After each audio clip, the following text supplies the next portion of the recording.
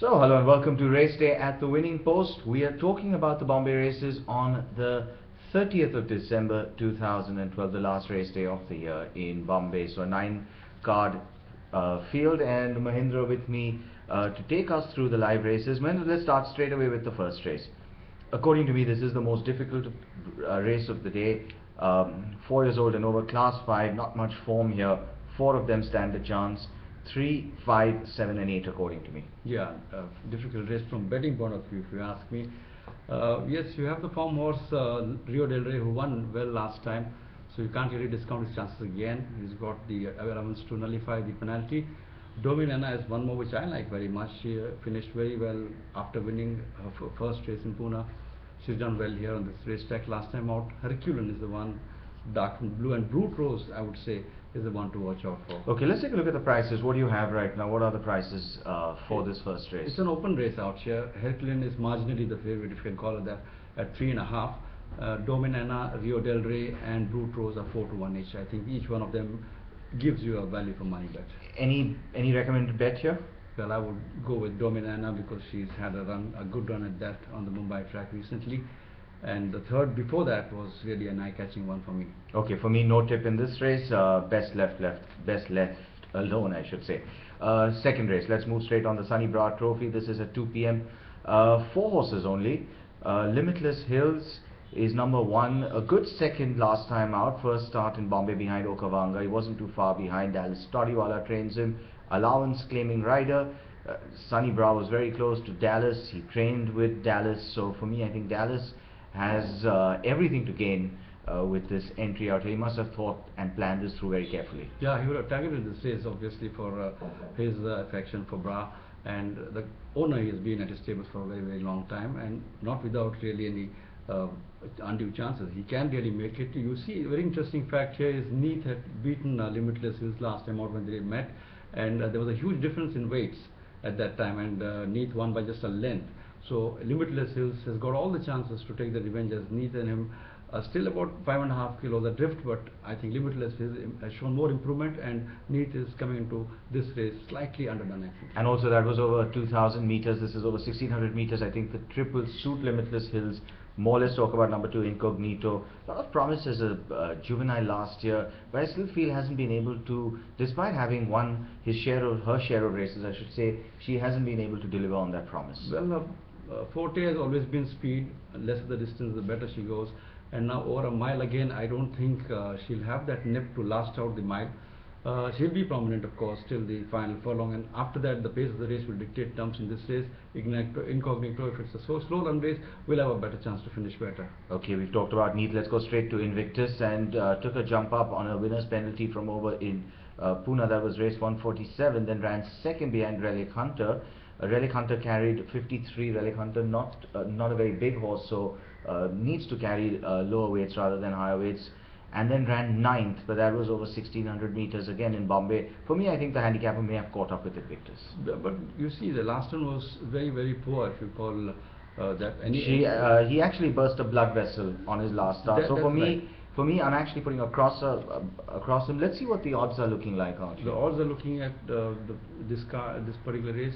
Neath is still the favorite at 1.5 to 1. And Limitless Hills goes at 2.5, and Invictus at 3-1. So I think here at the Winning Post team, we are both, from what I'm sensing, is we are both in agreement at 2.5 to 1. Limitless Hills is your bet here, at least for me it is. Definitely, I agree with you. Okay, number 1, Limitless Hills in the second race. Let's move straight on to the third race. Now this, in many ways, is an important race because this is a Indian Derby lead-up. You've got 3 3-year-olds who will be targeting the 1.5 miles. Let's start with the first of the 3, Rodeo. 4th on his last start, but behind a very good filly, Ambrosia. Yes, he can stay. That's his forte again. Rodeo is a good stayer. He's won over longer trips. He's going over the 2,400 meters for the first time, so it'll be very interesting to watch. But he's never really shown any flaring form as such to really put any money on him. Okay, now the horse that I like very much here is number 2, Caesar Star. Certainly found his galloping legs at the end of a 2,000 meter race last time out and came out to win. I think he's one horse who's going to enjoy this 2,400 meter. For him, it seems the longer he has to travel, the better it is. He's a son of Sir Percy, the winner of the Epsom Derby many years ago, and I think he's the horse to beat. Yes, definitely. He's shown a lot of improvement from his 800-meter win in Pune to the 2000 which he won last time. You saw him fighting with Word of Honor had gone away to a substantial lead, and then he came from behind. He accounted for Mountain Force pretty well, and then briefly showed his resolve in pipping Word of Honor by half a length. Alright, let's go straight to number 5, who's main danger, Monet. Just 3 starts, winner of a mile last time out, won that well, I thought.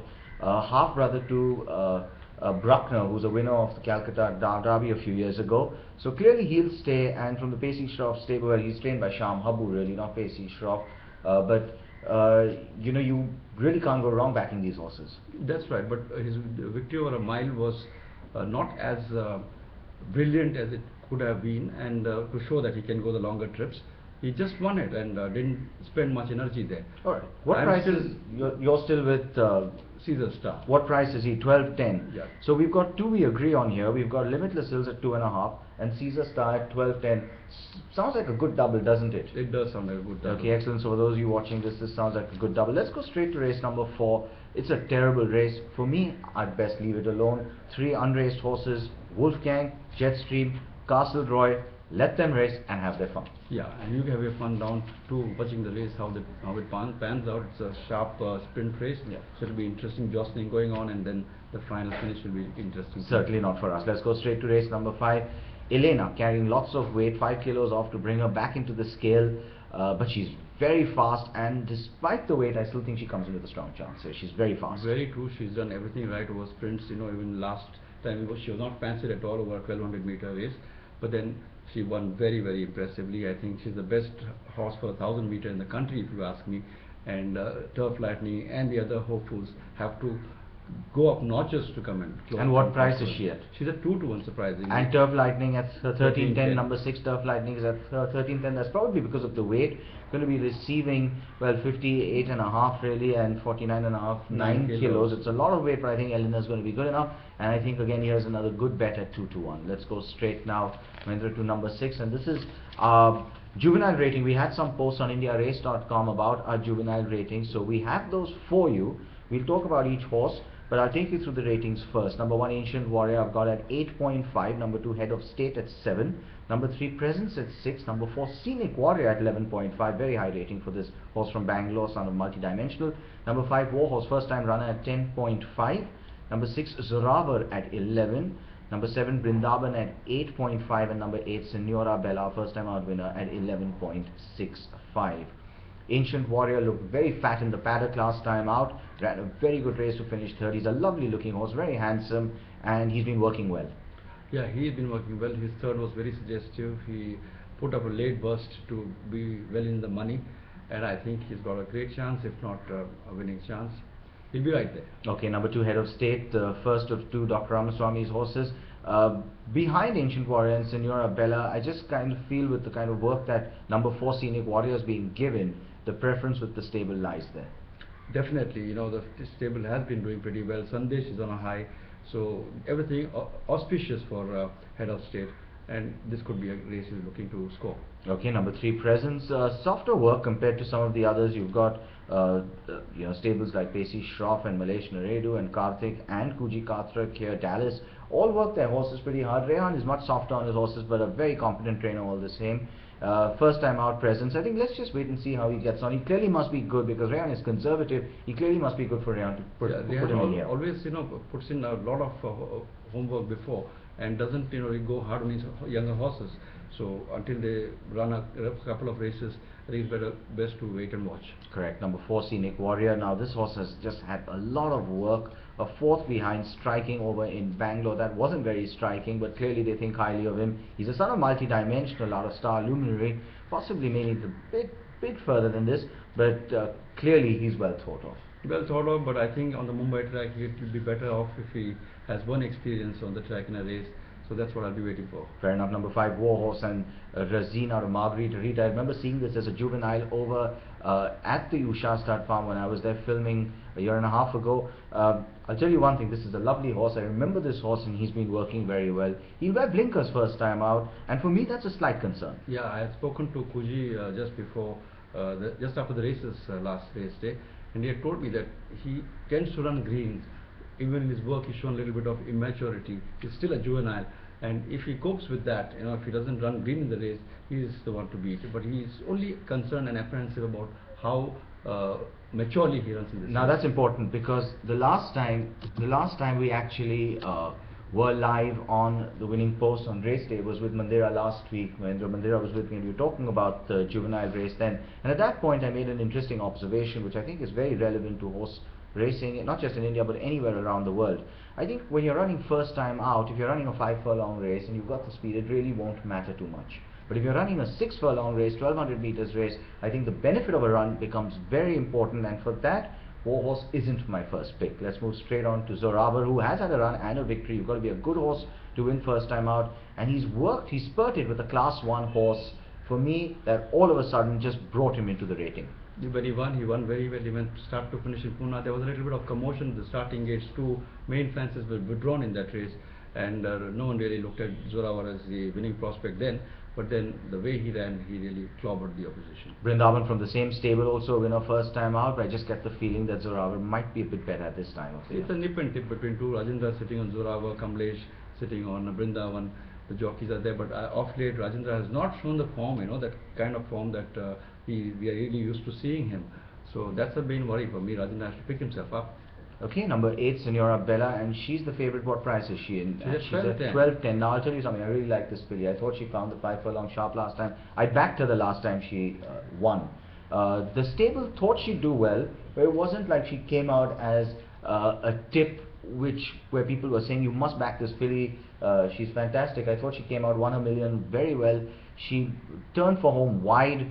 She went past them as if she was far superior to them. She's worked very well. She comes in with my marginally highest rating, but for me, she's my bet as well. I'm going to personally have a bet on her. I can't agree with you more. She really showed a good burst in the last part, so that extra 200 meters today is definitely going to be an advantage to her. Okay, number 7, the 7th race now, the NM Irani Trophy. Maidens, 9 of them. Let's quickly just go through the tips, Mahendra. Well, Ambitious at 3.5. Has always been disappointing. Really, he's been fancied a lot of times, and each time he's disappointed. Okay, for me, I think the race lies between number 3 and 5, Eclipse and Arusha. For me, I'm going with number 3, Eclipse, because I think he was running from a really long layoff. I think he's going to improve.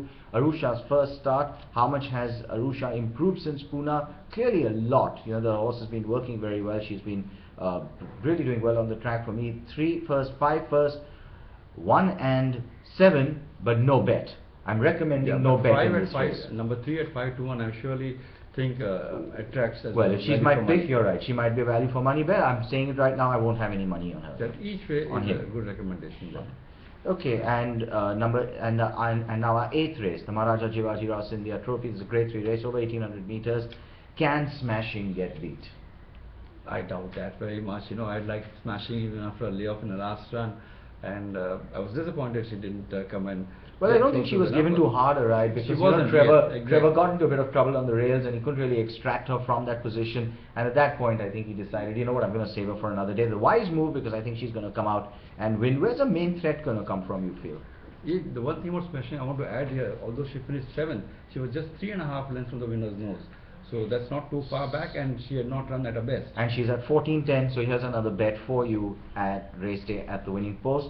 Danger for me, I actually believe, will come from the old galloper here, number 2, Native Knight. I think he's in with a handicap chance all of a sudden, but I think Smashing is the horse that everyone has to beat. Mahindra, let's go straight on to our final race. Again, this is a tough race for the day. For me, there's no tip, no selection coming out of this. Not at all. I'm just wondering why Mabel is accepted to run.